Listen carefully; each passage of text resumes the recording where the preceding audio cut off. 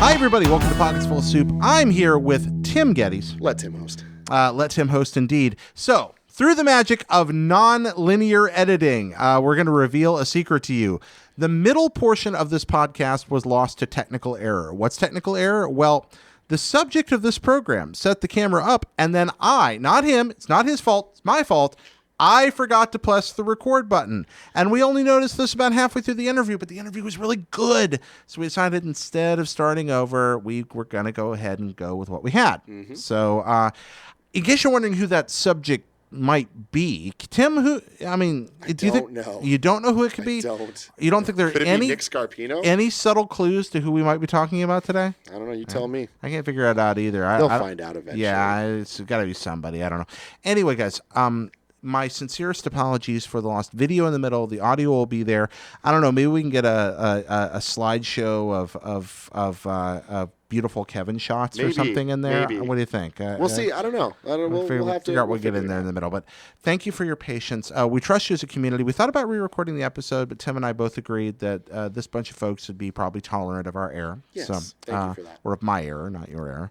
So anyway, guys, thank you so much. I hope you enjoy the interview. We're going to kick right ahead here into the interview proper, and right smack in the middle of it, suddenly video will appear. So there we go. Until then, I hope you enjoy the audio, and thank you so much for watching and supporting the show. Hi, everybody. Welcome back to Pockets Full of Soup, the storytelling show. I'm your host, Jared Petty, joined by the indomitable, the marvelous, the wonderful, the unconquerable. Damn. Tim Gettys. Let Tim host. I love you, Jared. Thank you so much for coming on, Tim. I've often, said this on record, that you were the nicest person I ever met. And I think that is a statement I'll stand behind forever. Tim, you are effusive every time I'm with you. You are nicer to me than you keep talking about how nice I am, yet you are far nicer to me than I have ever been to you. I appreciate that, but no, you're a very special person. Don't let Tim fool you. Tim is a bona fide sweetheart, and when you get to the center of that delicious chocolatey nugget that is his heart, it's white chocolate. You find a perfect cherry cordial right smack there in the center. Just thank you. Thank you. Do you like the cherry cordial? Oh yes, yeah. I do. I found that too many is bad. I've had my I don't know what you're talking about. I just start throwing them in there and seeing what happens, and it's. Man, my weight has fluctuated lately. I'm going up and down and up really? and down. Yeah, it's like stress, like the stress eating. You know how that is. Life's stressful. Yeah, but fun too. Good things happening. Yes, but absolutely. Yeah, if I could, got to beat that weight thing. Did you ever have difficulty with weight? You I feel like I'm having the most difficulty I've ever had now. Really? Yeah, like I've never cared. I've never thought. I've never been particularly active as a person. Mm-hmm. And I feel like, in the last couple of years, I kept eating the way I always have, drinking soda the same way I always have, and not working out the same way I always have. And it's always been okay for me. Mm-hmm. Like I was always, I grew up in San Francisco. Yeah. So all of my friends happen to be Asian American. That's just all the public schools I go to. So my entire life I've been surrounded by people that are a lot smaller than me overall. Where, many of your friends are Asian American because up until IGN, all of my really friends, all of your friends, all of them, no kidding, every single one. Wow. So I was 6 feet tall and they were 5'2", 5'3", like in middle school, and they're much smaller, very skinny guys. And I was always bigger, but I never really thought about it. I was like, oh, I'm different. That's fine. And it wasn't until now with IGN, a lot of white people in my life. It just kind of happens, And then I hit a point recently where I was just like, man, I'm doing what I always used to, but it's my metabolism's not the same. I'm just getting older, and I'm just like, I'm looking at myself on camera and I'm like, oh no, I need to do something about this. But that's where I'm at. Have you brought a regimen in yet? No, I keep thinking about it. Before, in my entire life... It's much easier to think about health than to do anything exactly, I've learned. Exactly. I'm an expert at thinking about losing weight. Yeah, I feel like this is it's a funny topic that we're going so far down this rabbit hole now. But it's been one of those things in my life where every time I've ever even thought about working out, I'll go through phases where for a month I'll run every night and do push-ups and sit-ups and all the fake working out, And it was always for a girl. It was always to impress someone. Not even so much to impress them as much as it's they deserve this. I should be trying a little bit harder in my life to be impressive. I to myself, it's more about like me feeling good. Was it about confidence, self-confidence? I think so. Yeah. Yeah, and you know, somewhere along the line, I gained a lot of confidence in other things, and so I stopped really caring about that, which is unfortunate because my girlfriend now is so wonderful, and she deserves the best, and I am not giving her my best when it comes to my physicality. But what about everything else? Oh, everything else. Oh, A+. She's getting the best? Are you kidding me? Yeah, no, she's getting the absolute best. And I try, at least, you know, and I feel like I give her it. Does she let you host? She would let me host anytime. Yeah? Yeah. That's excellent. But anyways, enough of that. One day, enough things of will that. get better. Enough of that, indeed. Yeah, because we actually are ready to get to our first question, which is always the same until I decide to change it. Now, before I ask, I think tonight people might, through subtle hints implanted in the set here, where I'm a guest at the Kinda Funny studio, they might have some idea who you're going to talk about this evening. An inkling, perhaps. I don't know where they would get that clue, but I think they might know. But let's see. Tim, who are you thankful for? I am thankful for Kevin A. Coelho. Kevin A. Coelho? What's the A stand for? You got to figure out the A stands for. He hates it and would not want me saying what it is. It's out there. People know. Okay, you would not guess. You have tantalized us. You've been like, Kevin A. Coelho. Yes. And so then you said, and the A is out there, but you can figure it out. Now, that seems like a half measure there. Yeah. People know. I tease him. You know what I mean? I've known him a long time. So there's a lot of give and take with Kevin Coelho. I mean, Alphonse, perhaps? It's not Alphonse. Close. Artichoke? Oh, artichoke. That would be fantastic. But no. Archibald? Oh, man, I wish it was Archibald. All right, well, I'm trying those. Well, someone out there, I'm sure someone in the comments will figure it out. I would love, yes, we want to know. But Kevin Coelho, your friend, fellow Kinda Funny employee. Employee number one. And so far, the only full-time employee that we have. Okay, so you have the four of you, and then Kevin, your minion. Our minion. And that is a very adequate way to put it, but it's also very, very, very, very wrong. He is so much more than that, and he always has been. I think so. Here's a thing about Kevin Coelho. I have known him since I was 4 years old, and he was 3. Wow. Those numbers might be off a little bit. I might have been younger. I might have been 3.5. Somewhere in there. We'll figure it out. We were little kids. His mom was my babysitter, actually. No kidding. Yeah. So did he come along? He came along. Okay. Yes. So it was mainly for my little brother, who at the time was 2.5. Okay. So he really needed. I mean, I was 4, so I needed some taken care of as well. Yeah. But while my mom and dad were out working, someone had to be taking care of us, and my grandma was getting a little older. So my mom found Kevin's mom and hired her to kind of look after us and take care of us. She came to your house? Yes. Okay. She would come to our house and take care of us, or sometimes she would take us to her house out in Daly City. Back then we were in San Francisco, and she would bring Kevin along. So it's 4-year-old you, 3-year-old Kevin, and 2.5-year-old your brother. My brother. And at that age, a year is a huge deal. Like that's like a third to a quarter of your life, depending. Yeah. Yes, that's true. However, it wasn't a huge deal. And so here's the thing. I need to get my math right in this because I'm not sure. Okay. But I'm fairly convinced when I first met Kevin, I was 3. Okay. Because he is 11 months younger than me. So he was born in the end of May. I was born at the end of June. Okay. So every year, there's 1 month where we're the same age. That must be a very important month. It's a very important month for him. Yeah. He will never let it down to this day. It's very important. He's catching up. But I think I met him at that time, so we were the same age technically. All right. Do you remember meeting Kevin, or Absolutely. is Kevin just you remember the first? I remember. At that age, you remember the first meeting. That's amazing. So I think there's a thing when you have siblings. Do you have any siblings? I do. Okay. Where do you fall in the? I am 7 years older than my brother. Oh wow. Okay. Yeah. See, that's a significant amount. But I'm sure even then, what I'm about to say rings true. I had no older brothers. My only actual sibling is my little brother Greg. Okay.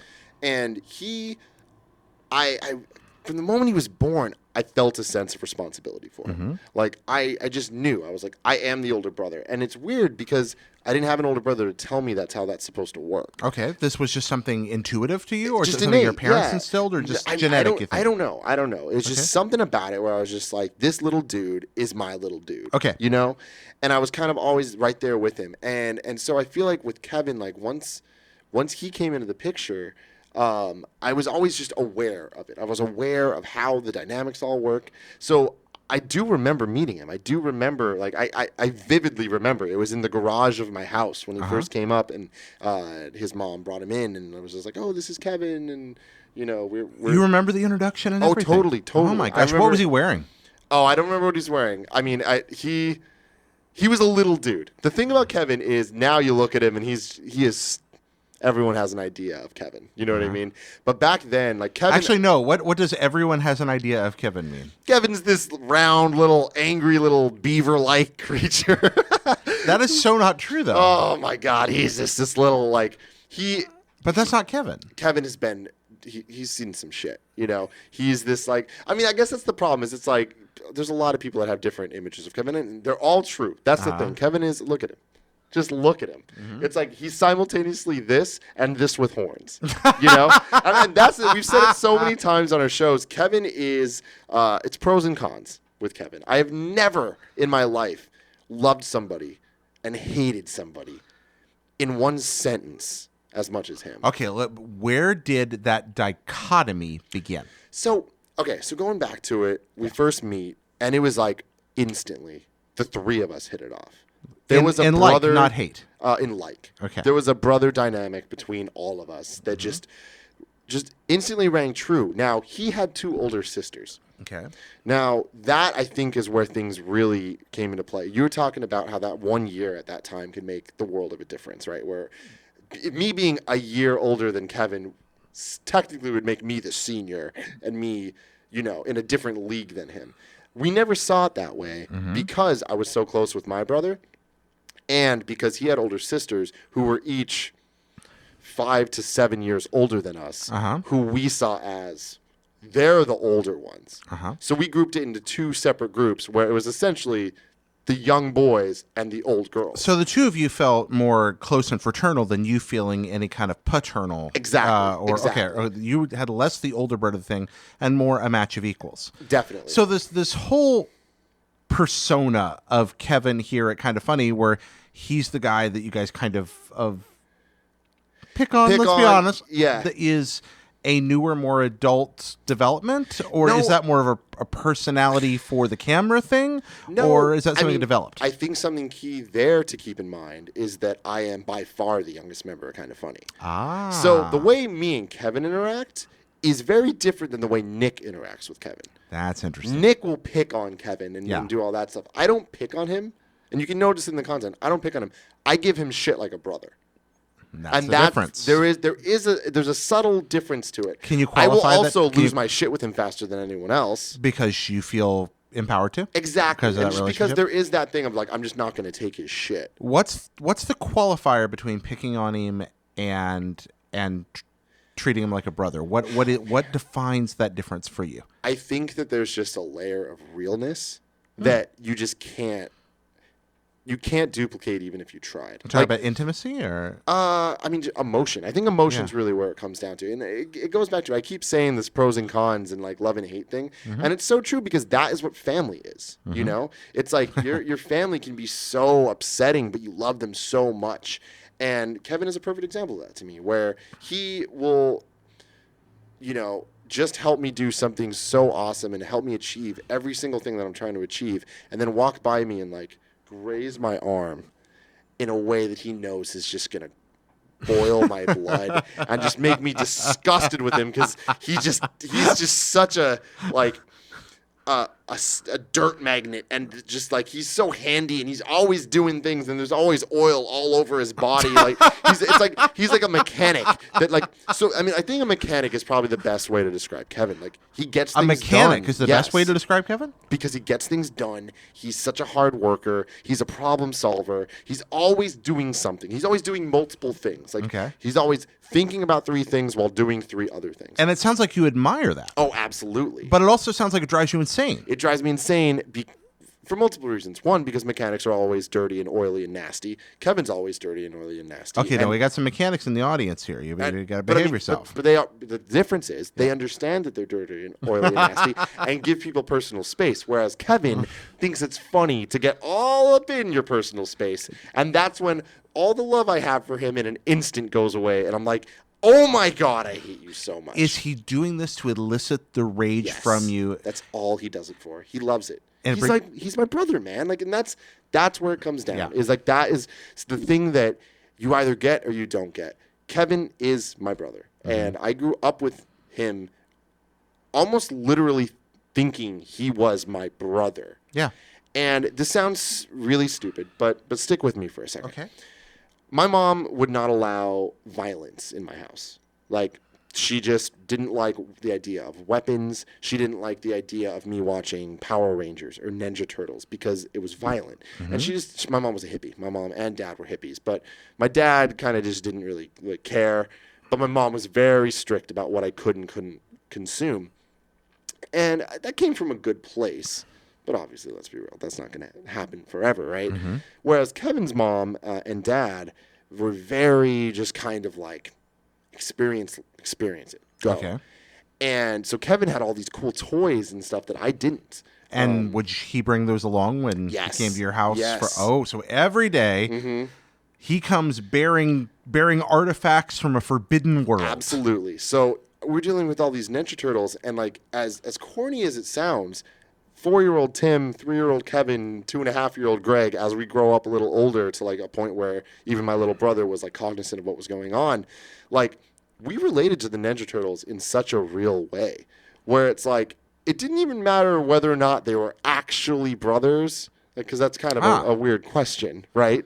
Like I remember even watching the 1990s movie, the Ninja Turtles movie, and being like, okay, so they're 4 turtles. Like, do we know that they're actually brothers? And their dad's a 4 baby turtles. Right? Yeah, exactly. So it's this idea that it was just like, man, they're brothers. They're a family. And like, I always felt that way with Kevin. And like, we instantly identified as different turtles. My brother was Michelangelo. You know, and he was kind of just like the fun, mischievous one. The party dude. The party dude, some would say. I was Leonardo. Okay. So I was the leader, and I think that my age had a lot to do with that. Wait, you were the Cyclops of your particular X-Men? You were the Leonardo of your Ninja Turtles? Dude, I mean, to take the Cyclops into it, Kevin's the Wolverine. I think that's so perfect. So you're Leonardo, you're Cyclops, Kevin is Raphael and Wolverine then? No, right? well, so that's where that doesn't exactly perfectly. Donna Raphael? He's Wolverine in the X-Men sense, and just because the Cyclops Wolverine kind of like respect yet rivalry that goes on, because that is totally me and Kevin. But in the Ninja Turtles, I think it fits a little bit cleaner in that he is the Donatello. He's Donatello, okay. He is the guy that Leo would be nowhere without. Like, Donnie is making shit happen. You know what I mean? He doesn't get the credit. He doesn't even want it necessarily. Yeah. It's just more, he is the brains behind the whole thing. Especially comic book Donatello. That's him. Absolutely. He's like, the comic book Donatello is... He loves his brothers, but he's way less into this whole Ninja Turtle thing than everybody else. Exactly. And I think that with Kevin, it's like, you know, he was all about the Ninja Turtles succeeding. Yeah. But it didn't really matter about Donatello wanted to make machines, do machines better than anyone else. Yeah. And that is Kevin, like entirely, in that he wants Kind of Funny Studios to be better than anyone else can do it. He wants to know how to use the switcher in ways that no one taught him how. He just wants to teach himself because he wants to know how to do all these cool things. And it's like, I've always admired about him. I feel like me and him have always been a good team because we've always been this way. And he does that for the benefit of himself because he enjoys it, but he also enjoys seeing others succeed. Absolutely. Yeah. You know, and is that a characteristic that comes from it? I mean, when did you first note this in him? Man, it's kind of hard to really pinpoint things like that, right? Yeah, it is. But looking back, I think Kevin, I can easily put into 3 distinct eras. Okay. The 3 eras of Kevin. There was the younger era where the defining traits of Kevin were that he was a little dude. He was very small, very short. So his physical diminutiveness in your mind, that defined Kevin? Very much so. He was always just the guy that just, you know, like wasn't quite tall enough to ride the rides at the theme parks. And like that type of thing was... Is that a literal observation? I mean, did that happen to you guys together one day? Oh, so many times. But the thing is, and this is how much of a team we were, like...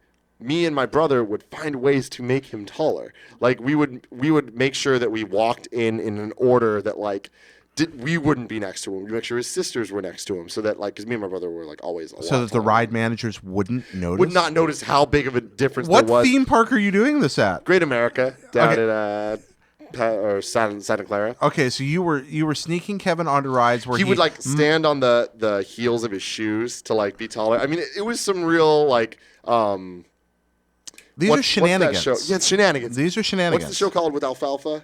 What? Little Rascals. Little Rascals. It was some Little Rascals shit. Little Rascals without the implicit racism. Yeah. Exactly. Okay, so you're sneaking him in there. Yeah. So he could have been killed, but it's out of love. Out of love. We didn't care about all that. So you snuck Kevin onto the rides. Did you? Were you always successful? Was he? Oh yeah, we never really had issues. I forgot there was one ride that he just could never go on until he was older because he was even with all the help in the world, he could be wearing those Spice Girls elevator shoes and he still wasn't making it on. Well, hello. So turns out that Kevin, who set up the shot, didn't turn the camera on when he walked away. Not his fault. I want that clear because a lot of the comments are going to be really upset at Kevin because Kevin he makes mistakes. Yes, but in this case, the mistake was mine, not Kevin's. But I wanted to blame him. I was hoping we could just shift it that way. Join the fun. No, this Kevin was very kind and set the shot up, and then we didn't hit record. So. What we're going to do here is Tim and I are going to continue. I was actually very happy with the stories he was telling here. I think he was happy with them. Me too. We're going to continue this interview, and then we're going to loop back around through the magic of non-linear editing. You're going to see a beginning of this show. So we'll have an intro where we talk to you. That'll be recorded after this. And then Tim's going to disappear for a while. And then magically in the middle of the show, we're going to reappear again. So there you go. All right. So thank you for being an understanding. Production. It's a pain in the ass. Maybe we'll just have pictures of Kevin in sultry poses. But see, that we could run through a slideshow. You know what I love though is that we are in a world where mistakes like this are okay. Oh, you can just roll with it, and people will understand. This audience is fantastic. Tim, Pockets Full of Soup would not exist without you and Greg and Colin and Nick coming in and just being like, hey, let us help you make this happen. I appreciate that, but honestly, it is such a good idea, and I just feel like there's so many supportive people out there, and I really believe that we share this community. All of us from IGN and all of us that make this content like-minded content. I believe in all of us, and so I would do nothing in my life if it wasn't share your successes with everyone. It's too kind of you, and that's kind of where I was going. You guys and Kevin and this wonderful community, you effectively shared that community with me. Like, hey guys, come over here to this thing Jarrett's doing. And that's a really, really nice bunch of people. So it's incredible to be able to sit here and go, thank you for not hating us for screwing that up. I really appreciate it. Yeah.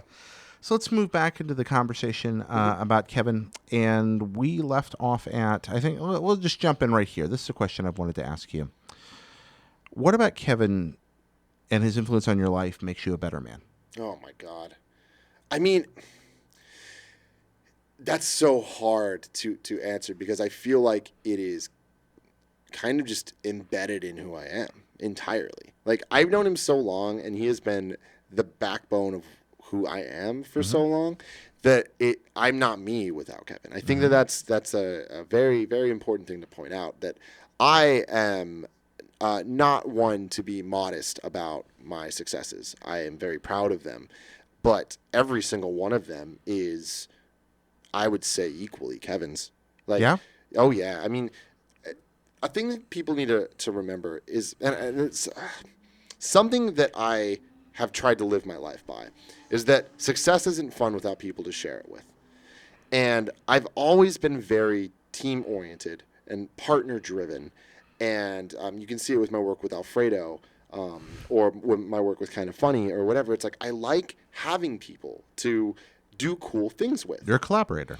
Absolutely. And I think there's a value in it that is so deep. And it makes people better to push each other, like that friendly rivalry going on, but to also help each other at every chance. And with Kevin, from the time I was 4 or 3 years old, it started us just being, friends and brothers and whatever. And that's the thing is, I don't see Kevin as a friend. Kevin's family. Kevin is family. There's not even a question of that. I was saying earlier about the Ninja Turtles and stuff. That's just how I grew up. Yeah. Kevin's my brother. My brother's my brother. We are all brothers. That is just it, right? And I mean, to the point of us being little kids, I'll never forget this. I do not recommend this. Do not do this. It's very dumb and stupid. And you're probably adults now, so you wouldn't do it anyways. But I remember I think I was 6 or 7, and we were at Home Depot, and Kevin, or my little brother, cut his finger open accidentally on probably touching a saw that we shouldn't be allowed near anyways. And we're like, there was the term blood brothers, and we're like, oh, we're all gonna like share blood, and then we'll really be brothers. And did you do it? So we did it, which could have been horrible. Turned out fine, I guess, unless there's some. So all 3 of you are actually blood brothers. The 3 of us, we cut our fingers open like witches and did it. Yeah. Yeah, we now know that sharing your blood that way can be a gateway to sharing terrible, debilitating diseases between human beings. Oh my God! The 3 of you did it. And, and like thinking back now, if I got some form of hepatitis STI, or something, some like what's now known as an STI from Kevin Coelho, God damn, that would be the end of me. But anyways, we did it out of love. It seems appropriate somehow. Yeah. So the thing is with Kevin, like Kevin has been there behind every production I've ever made. And I don't necessarily just mean that in a behind the camera sense, although I mean that as well. Because if you think about it, every Tim and Alfredo video you ever saw had to be shot by somebody. Yeah.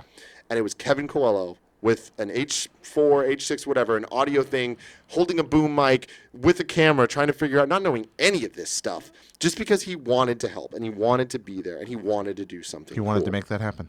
And every single production from Tim and Alfredo stuff, even pre-Tim and Alfredo stuff, when it was just me and my friends like doing proposal videos, like my whole claim to fame, like my first thing was I got MySpace famous because I would film my friends asking girls out in really like over the top productional ways. Okay. And Kevin would help with that stuff. He's your collaboration partner. Okay. Absolutely. And what about outside the studio? Well, but my last statement I want to make about the sure, studio, keep going. because Sorry, I feel I didn't like interrupt you. this is the most important part, is that because all that I was talking about the camera stuff, behind the camera stuff, but more than behind the camera, there has not been a decision I've made in my life, whether in work or out of work, but specifically in work, that me and Kevin haven't went to multiple dinners and discussed. Really? Every night, me and Kevin go to dinner. I'd say 5 nights a week. And we kind of discuss the day. We discuss the problems we're having. We discuss like how to solve things, the future and all this. And like now that we have a company, that stuff's on a much larger scale. But that goes all the way back to just talking about list videos at IGN and like, should this make the cut? Should that not make the cut? What order should I put him in? Like, Kevin's my bounce board. Kevin is the person that makes my content happen. And without him, it would not be good. It probably wouldn't even happen. He pushes me to get things done. And again, that's in and out of work. Now, what does Kevin bounce off of you? The thing that's it. I often wonder what Kevin gets out of me. You know, it feels very one-sided a lot of the time. You ever asked him? No, I haven't. You know, but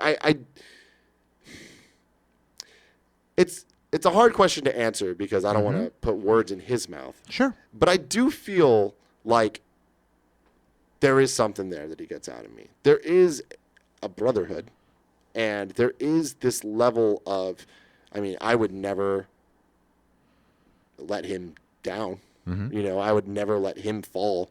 Like, I would always be there. And I don't mean that in kind of the traditional sense where a lot of people would be like, we're best friends, we're there. And like, it goes beyond that. It's like, we are family, we are brothers. And like, the fact that Kevin works here, I don't think is an accident. And I feel like it has been a plan that we've both had forever. And if it were up to me, Kevin would be one of us, not an employee. He would straight up be one of the founders. And in many ways, I view him that way. Like because again, is there a differentiation there? There is. I mean, yeah. I mean, Kevin technically owns part of the company, but it's a very, very small bit compared to the rest of us. That's because we were already a thing.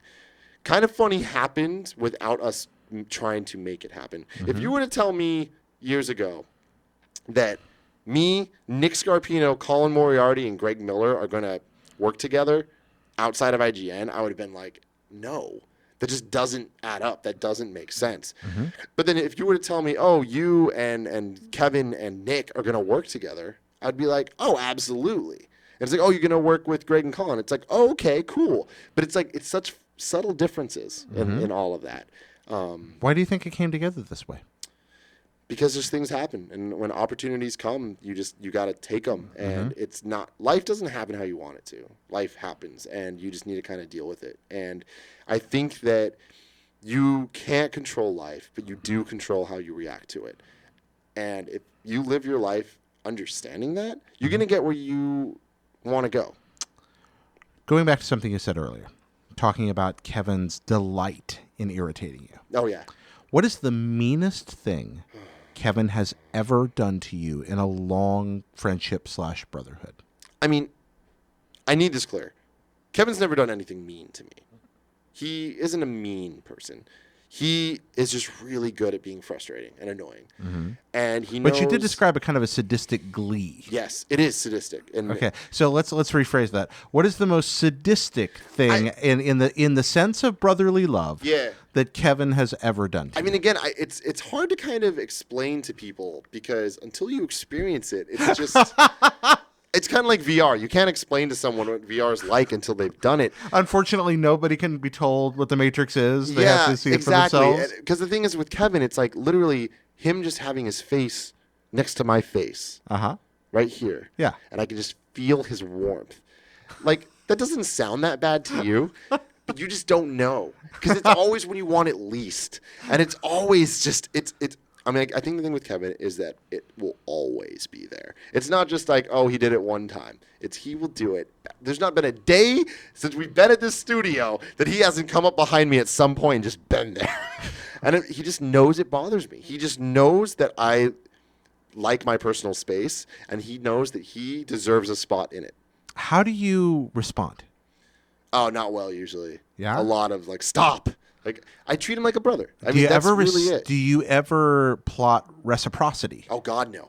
See, that's the other thing about Kevin is that, and again, I could compliment Kevin for hours, literally. He has done so much good for the world. He's been through so much travesty in his life, and yet somehow is this beacon of hope and an example of exemplary craftsmanship and just such a strong work ethic and like all of these things. And I think really when it comes down to it, he is the type of person that just wants to do things, you know? And when it really comes down to it, like if you were to ask why are we friends, I think that's why is we're motivated in an equal way. And we motivate each other even more. So I guess that's kind of like to answer a couple questions ago. You're saying like, what do I do for Kevin? I think that's what it is I need to do things, but I can't do them alone. So Kevin helps me get them done. Kevin needs to do things, but he doesn't know what to do. And I think that I kind of give him that, you know? And then we push each other. It's very much like the Gary and Ash red and blue thing in Pokemon where like they just kind of push each other. Yeah, I like that.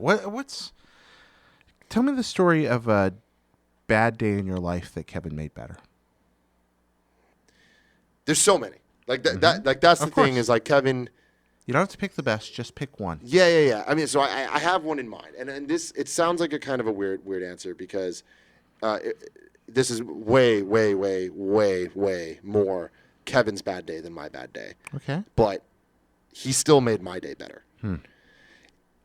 About a little over a decade ago, Kevin's dad died. Kevin's dad was murdered. He was a newspaper delivery person, and he would drive his truck around and deliver to a bunch of like high-level businesses like newspapers. And he got robbed at gunpoint and shot.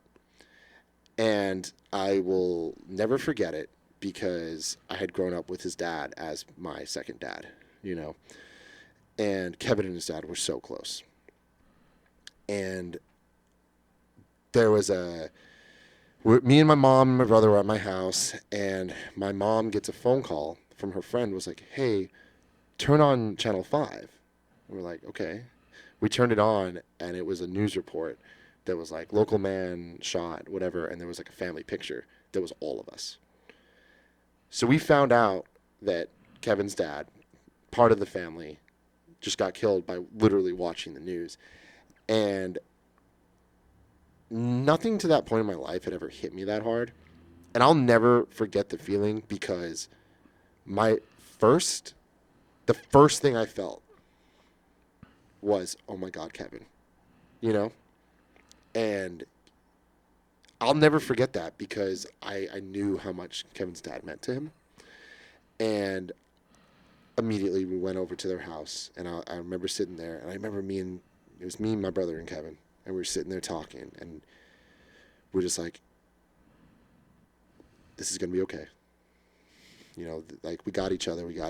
And, like, so to answer your question, it was that moment, because I had Kevin there with me, and he was going through what is undeniably the worst thing that ever happened to him. And he still made me believe that was going to be okay, you know, and that he was going to be okay through that. And it's hard. I mean, looking back at it now, a decade later, it's like I still can feel all of that emotion. But looking back at that moment, it reminds me why I love Kevin so much, you know, and how he can be so positive, and he can push through that, and that when you have a partner that's that dedicated, you can really stand up to anything. And I think that is something that me and my brothers share. And having that moment, like, you know, it's you need to have those bad moments to be able to appreciate the good. And I think that's a perfect example of us hitting our lowest, which allowed us to hit so many highs. Thank you for sharing that. Oh, of course. Telling us that. I think that's a good place to wrap up this part of the interview. Tim, thank you for talking about your friend, your brother, Kevin. Yes. Who is somebody I admire a great deal as well.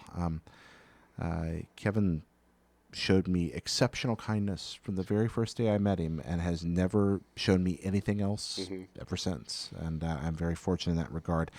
I think you're privileged to have known him for so long and so well. Thanks for that, man.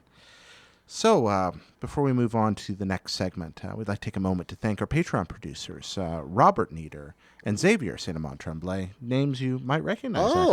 Xavier. Yeah. So whose generous support helps make Pockets Full of Soup possible. And indeed, all our Patreon supporters who support us at patreon.com/JaredPetty. Thank you for what you do there. If you'd like to become a Patreon supporter, there are some pretty nifty rewards from that. And you can check those out on Patreon. I hope that you will. Also, and headed down through, with the Pockets Full of Soup Facebook group, where neat and fun things happen. A nice group of people there. That group continues to grow, and I hope you'll come be a part of it. And in addition, subscribe at all, etc. On YouTube. And finally, mail us your thanks or your messages of thanks for other people in your lives. Try to keep them short, please. We try to keep that around Twitter length, around under 40 characters, to mail@pocketsfullofsoup.com. That's mail@pocketsfullofsoup.com. So there's kind of all that stuff. There's the rigmarole, as we call it. Rigmarole, is that what you guys call it? Yeah, we call rigmarole. The rigmarole is funny. I used to work as a minister. The rigmarole reminds me of a part of the liturgy. It reminds me of it's part of the ritual, but I like rituals. I like force of habit. I like a thing. I don't know, routines. Muscle memory. Exactly. Yeah. But routines are like muscle memory with purpose. Absolutely. Or rituals, maybe. Yeah. I don't know. That's hard to explain. Something that I learned a long time ago, kind of funny, is that it's not rigmarole. Oh, it's not? It's rigmarole. Is it rigmarole? Yeah. I did not know Me that. neither, because we kept calling it the rigmarole. I always say the rigmarole. I still say rigmarole because it's funner. Is the rigmarole part of the zeitgeist? Oh, yes. There you go. Is that a part of the zeitgeist? I'm wondering about that. Part of the zeitgeist, yeah. So now it's time for Instant Noodles. We're going to ask you a bunch of questions about yourself. Are you ready for this lightning round, Tim? Yes, I was not expecting to talk about me. I want to talk about Kev. Big Kev dog. No, we're going to talk about you here for a minute. Okay. Ready? Yes. What is best sandwich? Best sandwich? Ooh. Not a sandwich guy. I like all sandwiches. None of them stand out in particular. Chicken parms are dope. Oh, you know what? I take that back. Peanut butter and jelly. Peanut butter and jelly. Yeah. All right. Got it. White bread? Oh, yeah. Yeah, or wheat. Oh, yeah. White? White, okay. white. What's the jelly? The jelly, ooh. Ooh, not strawberry. Let's go jam. Let's go Jam. You want the jam? Yeah, All right, the jam, peanut butter and jam, crusts on. Yeah, I'm not too picky when it Not comes too to the picky. You just crust. know what you want. Peanut butter and jelly. That's the good stuff. What's the first word that comes to your head when you hear the sound of your own voice? Sound of my own voice. First word. Yep. When you hear your own voice, what do you think? What's a word? Probably what's up, everybody. What's up, everybody? Yeah, or what's up, guys? Like some form of that. So what's up? All right. It's either that or lets him host. Just because like I'm at a weird meta point in my life where it's just like thinking of I hear my own voice way more than I think a lot of normal people hear their own voice. Yeah, and it's usually saying something to that extent. If you could travel through time and meet any one person, who would you choose to visit? Anyone, you get to visit them. Time. Yep. Oh my God, these are such. I feel like there's like a lightning round quality. This to is lightning. Like, this but is it's like noodles. putting me on the spot where I'm like, all right, cool, let's see. I'm just gonna pull it out like Ross on Friends, just like the person, lightning round. The person that I would meet. Yeah. Ooh, all right, you gotta commit here, man. I don't know. I mean, see, the person that comes to mind that I haven't had a real conversation with that I would like to is Shigeru Miyamoto, which I understand that the whole time element there is like not really adding to anything. You just want to use the powers of teleportation to make this happen. That would sound pretty cool. I need a translator. I need to make some things happen. But like, I feel like I owe him a lot in my life, and I haven't been able to thank him for that. So you want to thank him for that? Yes. Do you want to thank present day him, or do you want to travel to the past and thank past him? Oh, let's thank past him. That sounds more fun. Ooh, what era of him? Super Mario All-Stars era him. Oh. So just like that's when I realized how in love with video games I am, and I just want to thank him for that in particular. I think it was Sam Claiborne pointed out recently that the Super Mario All-Stars plus Super Mario World cartridge is the greatest cartridge ever made by I've people. said that forever. That was my first cartridge I ever owned. Oh, I am the most privileged gamer of all time. Like that cartridge is. I bought my Super Nintendo and it came with that cartridge, and it's like, are you kidding me? That's a good day. That is a good lifetime. Like those games are so spectacular, and you put them all together. Like oh my God, that is a cartridge right there. What's your favorite flavor of ice cream? Oh man, favorite flavor of ice cream is easy for me. That's a mint chocolate chip. That Big is fan. the single most popular choice on Pockets Full of Really? Soup. Mint chocolate chip. Yep. That Huge wins. fan. Yeah. I'm a huge. I like mint. I think that mint is underrated. There's a lot of. Maybe it's not underrated. I feel like there's a lot of people that vocally hate it, like Kevin Kalala. Kevin hates mint. Kevin hates mint. Oh man, Yeah. I can't abide that. I'm not sure what to do with that. Not liking mint. I was in Canada recently. I'd never been to French Canada before, and they had you always hear about poutine in Canada. Yeah, poutine. Yeah. I don't know how to say it, but I had a breakfast poutine that had a mint sauce on it, Ooh. and it was extraordinary. Really? It was ham and mint and eggs and potatoes and it was cheese and it was amazing. It was really really good. What's your favorite word? Favorite word? I gotta say innuendo. Because is that the phonetics or is that the definition? It's literally everything about it. Like I think that innuendo is one of the most fun words to say. Yeah. But I also love its meaning. I love it because it usually has sexual connotations, which I'm a big fan of. Okay. But in addition to that, I like that it is kind of a deeper layer to things. And I think that to me is the perfect definition of who I am, because there is this shallow layer that you take the sex layer. Sex is usually associated with more shallow things, right? But then there's kind of a hidden element to it all. Okay. Where it's just like, it's all fart jokes on the outside, but there's levels to it. There is thought behind the fart joke. And I think that innuendo is kind of the way I like to live my life. It's that or nostalgia. Ooh, those are both good words. Yeah. But innuendo, that's your favorite. Innuendo. What's the most terrifying creature in the natural world? What is that the spider that is was it scorpion spider or something? It's the really long spider that they have in Australia, and I'm just like, nah. You can go away. You're talking that big, long Australian spider. There's some crazy ass spider that I feel has more than 8 legs. Like I feel it has more than one body. Like this thing's just fucking crazy, and it's huge. It's like this big. Like just immense spider. Yeah, no, I'm not down with that. I mean, there's a lot of scary. I mean, I had a whole topic about this on the Game Over Greggy show, but all the way down to little small dogs kind of scare me. So like you're getting some spiders and stuff. There's something about the hair and all this. Now I want to give a shout out. Okay. Because they're not so much. I mean, if it was here, I'd be scared, but it's not, so it's okay. But scorpions and wasps Yeah. and like hornets, how fucking badass are they? They're incredible They're creatures. just Yeah. weapons. Yeah. They are weaponized creatures. They are. Where it's like these wasps, they have their fucking battle masks on. Like they look like they're just ready to tear someone up. They have and armor. They have armor, and then they have a freaking like attached weapon. But then you're like, you can't get crazier than that. Then there's a scorpion that just has pincer claws and a crazy attack thing. Yeah, it's just like three axis of attack built into his Like, body. I just can't believe that scorpions are real creatures and not just video game bosses. It just doesn't make sense to me. That's absolutely lovely. That's a lucid observation. I really like that, Tim. That's fantastic. Who was your first kiss? First kiss, debatable. Expound. So I mean, because there's the thing where it's like I kissed a lot of people in my middle school days. The timeline of it all gets a little fishy for me. Okay.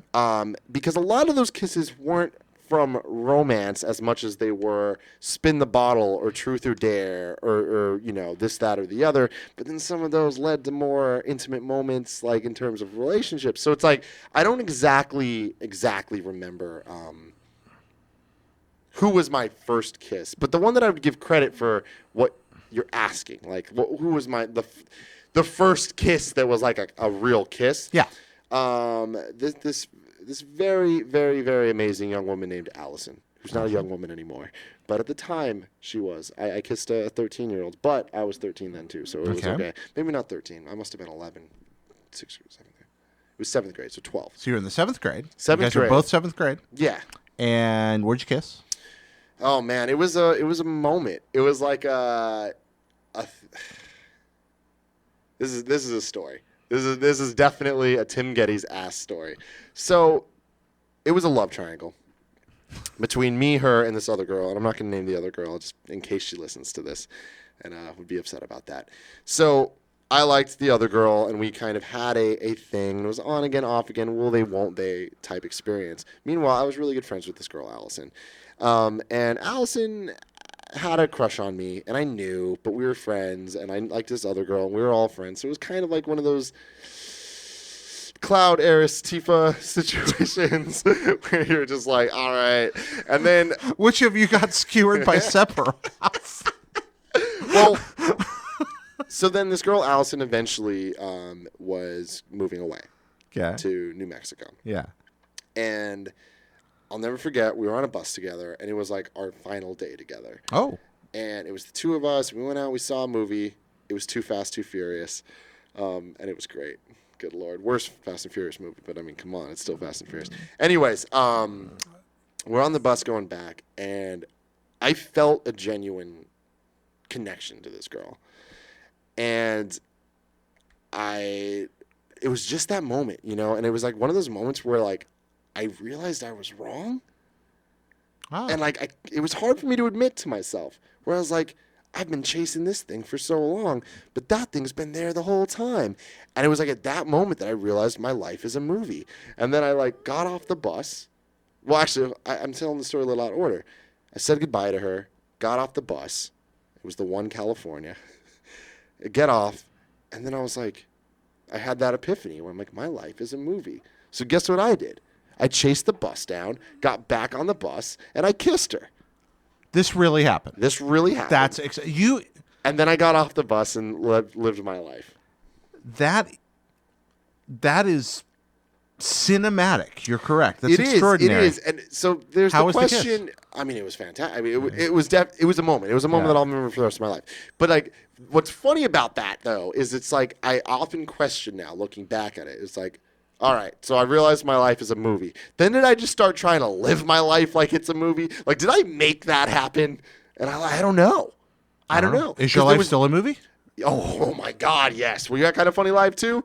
I crowd surfed. Yes, my life is a movie. None of that makes sense. Like, this is all just dreams and crazy shit that just kind of fall into place. Mm-hmm. So, yeah, I mean, that I'll always remember that. And it was definitely like, it was a thing. And I will give that the credit for the first kiss because it was probably the first kiss that I had that I felt a genuine experience from. That is not far removed from you, like having your car break down and then running down the road and then getting to the church and beating against the window, shouting. I know. It's very Dustin Hoffman. That's yeah. I know. What's funny though is it's like that.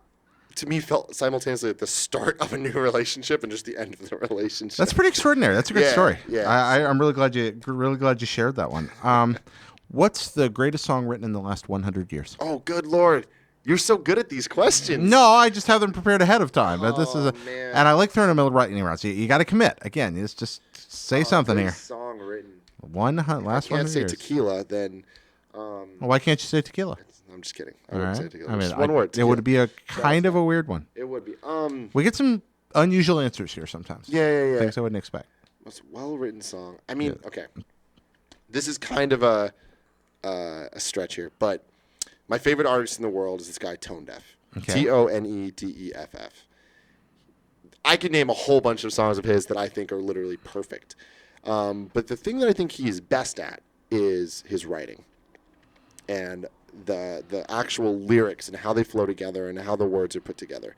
And I think the best example of it ever is a song called My Lady, which is under the pseudonym Chico and the Man. So it gets a little weird because whatever, artists are artists. But Chico and the Man, the song's called My Lady. The whole song is spectacular, but the second verse in particular, I do not think could have any improvements. Really? It is just pure perfection of just words put together in a way that make you just experience something. Okay. And every time I hear it, it's just chills. And it's just like such amazing emotion brought out of me. So it's Tone Deaf performing as Chico and the Man, and the song is My Lady. My Lady. All right. Thank you. I'm going to Yeah. have to go listen to this because I don't know the song. It's fantastic. Thank you. No one does. It's really unknown and obscure. But I hope more people listen to him because he's really good. It's fantastic. Cake or pie? Cake or pie? You know, younger Tim would say cake without hesitation. Older Tim realizes I was a little harsh on pie growing up. Oh. Pie's fantastic. Apple pie, I've always been a fan of. Mm-hmm. But just any but key lime pie is good. Ooh. Lemon meringue.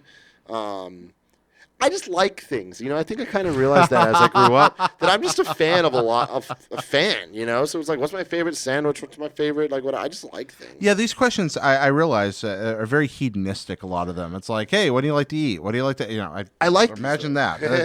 These are good though. They make you think on the spot.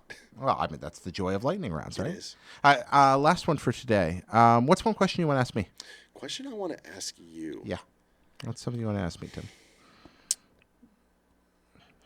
This is a loaded question. Oh, they often are.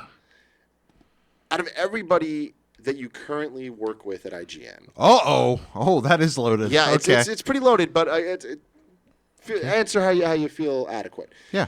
Who do you think would work with you best on this project? Oh, you mean who do you think I should interview next? Like somebody No. Or are you talking just about? like if you were to have someone help you grow Pockets Full of Soup. Oh, if I was to collaborate with somebody and build it out. Wow, that is a great question. You know, I've had there are a lot of people who I get along really well with, people that I have close friendships with, etc. But I wonder if Goldfarb and I wouldn't have a really good time with this, collaborating on some more things.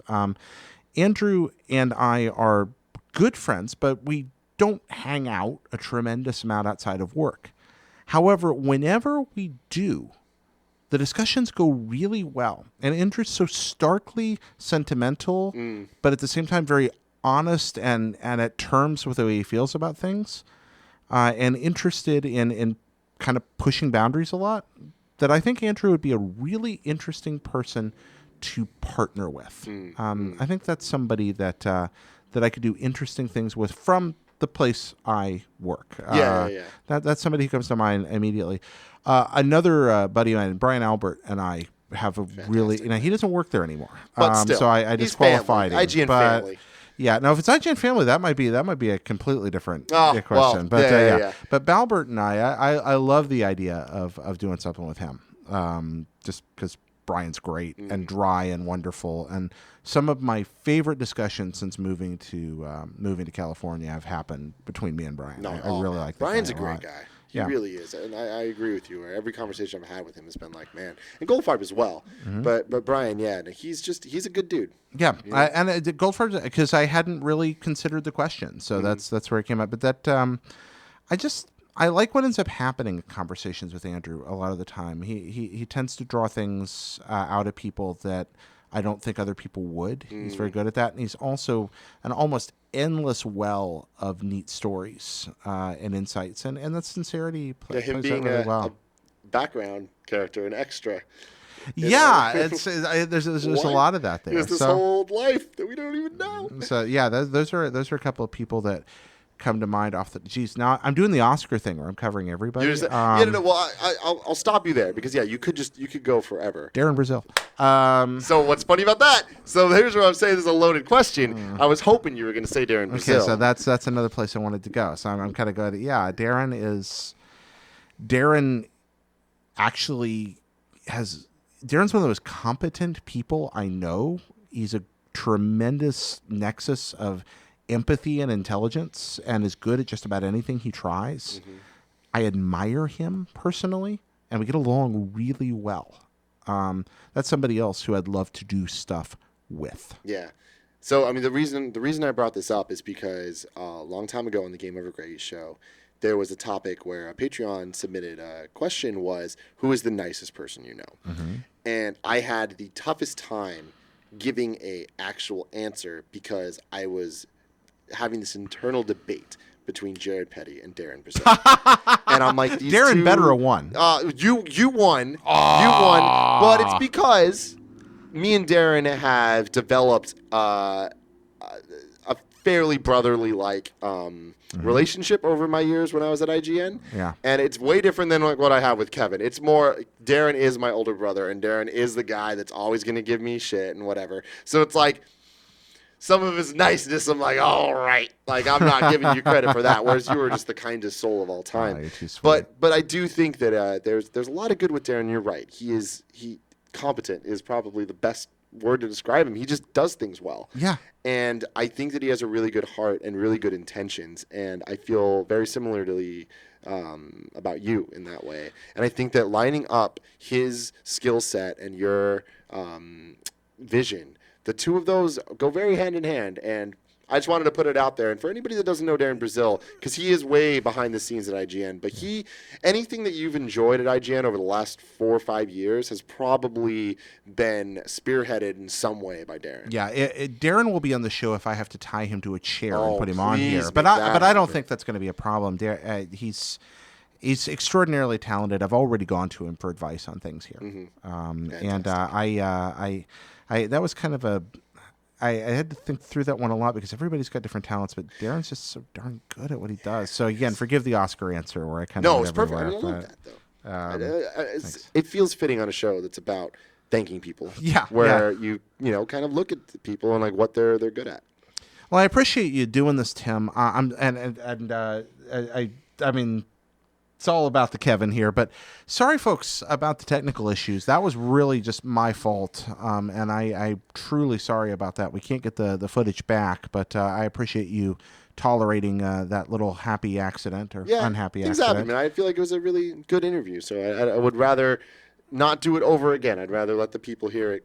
I feel this way too. You were doing well there. You telling good stories. You're good at what you do, Tim. It's almost as if on camera you know how to communicate with people. I love it. Thank you, man. Thank you. Thank you for doing this. Oh my God, anytime. I can't say it enough. I think this show is so important. In a world that is all about being snarky and negatively commenting on things that we don't like. I feel and like who can be the funniest with the most sarcastic joke.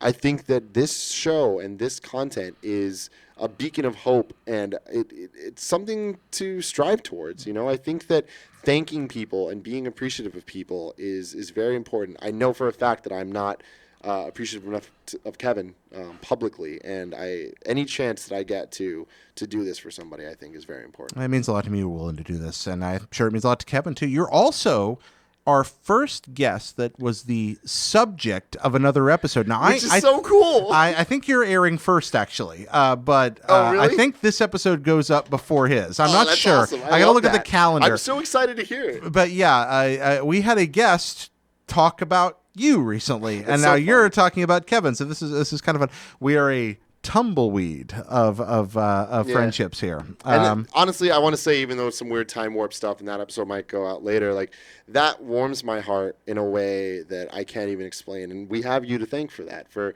allowing the avenue for that to happen. And it's funny because I do feel very important to that person in their life, and I do feel like I've done a lot for them and that I was there for them. But what makes me very proud and happy and almost brings me to tears is the fact that I know how I feel about Kevin, and I know how much I want to thank him for what he's done for me. Yeah. And I feel like the person doing it to me it's the same thing. And like to know that someone feels about me the way I feel about him is just heartwarming. Well, speaking of that, guys, if you got somebody you want to thank, again, try to keep them short, but mail at pocketsfullsoup.com. Please send them in. We really enjoy reading them. Thank you so much for watching and listening. Thank you so much for being here, Tim. Thank you. And until next time, we'll see you, friends.